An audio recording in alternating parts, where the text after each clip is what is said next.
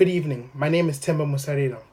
After thoroughly reading the job description, I sincerely believe that due to my work internship experience and particularly my own personal life experiences, I could be of immense assistance in helping the Makarrata Charter achieve its goal. Being from an African nation that too once had its people oppressed, I share with you a great desire to empower the Aboriginal and Torres Strait peoples by giving them a voice in the Constitution. A constitution is the basic law of a state. It contains the fundamental rules that define the state and its institutions. In relation to the desirability of enshrining a First Nations voice in the Constitution, the first key point to touch upon is Section 51(26), which is the race power. Section 51(26) initially only included non-Indigenous Australians, and the Commonwealth reserved and discharged the power to make laws for Indigenous Australians to the states. However, this section was amended by the Aboriginals' 1967 referendum. Consequently, due to the amendment, the Commonwealth now had the power to make laws for all Australians.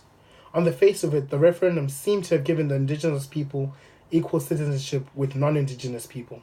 However, provisions such as Section 25 of the Constitution still exist. Although Section 25 penalized states that exercise their right under Section 24, it recognized a state's power to discriminate against the Aboriginal and Torres Strait peoples. Enshrining a First Nations voice would serve as an antithesis of Section 25. Justice Kirby once said, "So long as racist provisions exist in the Australian Constitution, they stand at risk of being used." In the Tasmanian Dam case, Justice Dean concluded that a power to legislate with respect to the people of a race included power to make laws protecting the cultural and spiritual heritage of those people and was a special law, thus coming under the race power. Another key point to touch upon is Section 51(29), the external affairs power. In the Seas and Submerged Lands case, 1975, it was established that the external affairs power extends to matters and things geographically situated outside Australia. Treaties are entered into by the executive branch but are only binding on the people of Australia once the federal parliament has passed the treaties as law. This is in conformity with the separation of powers doctrine. In the Makarrata case, Chief Justice Gibbs said that the Racial Discrimination Act 1975 is not under the race power because it would itself be contradictory to say that a law which applies to people of all races is a special law. Under international law, any right or freedom to discriminate has been abolished by the Convention of the Elimination of All Forms of Racial Discrimination. This convention was domesticated and implemented by the Australian Federal Parliament. The Racial Discrimination Act 1975 employed concepts directly from the convention. Therefore, the act is not supported by the race power, but by the external affairs power.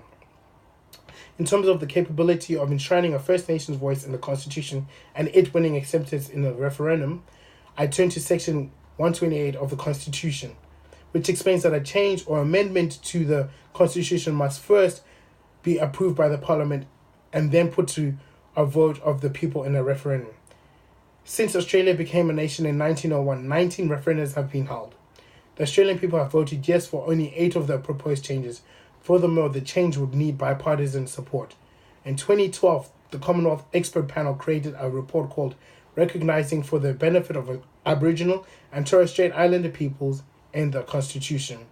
The panel suggested that because racial discriminatory attitudes prevailed when the Constitution was framed, a clear and unambiguous renunciation of racial discrimination was essential and reflected the values of contemporary Australia. Furthermore, they stated that this proposal was crucial to give appropriate recognition to Aboriginal and Torres Strait Islander people. In regards to the consistency of a First Nations voice in the Constitution with equal civic rights in Australia, enshrining a First Nations voice in the Constitution for Indigenous Australians would be seen by some as giving them greater rights, which would create inequality amongst all Australians. However, the desire of enshrining a First Nations voice in the Constitution would be embraced and supported by the international community. The United Nations Declaration on the Rights of Indigenous Peoples focuses on standards relating to Indigenous people in international law. Furthermore, it recognizes and is concerned with the injustices of colonization and dispossession of their land and seeks to respect and promote the inherent right of Indigenous peoples, especially their land rights and their rights to their land and territories and resources. Although Australia was one of the 4 nations that voted against the declaration, this seems to align with the Prime Minister, Attorney General, and Indigenous Affairs Minister's position on the matter. However, to the executive representatives, I say justice benefits everybody. Moreover, the declaration is non-binding and is a document that encourages and prescribes states to follow the declaration. In conclusion, the Makarrata Charter will encounter many obstacles. However, should you continue and subsequently prevail in achieving your goal, it will be a great victory.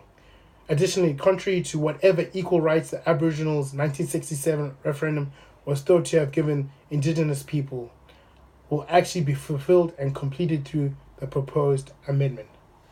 Thank you. And I look forward to hearing from you.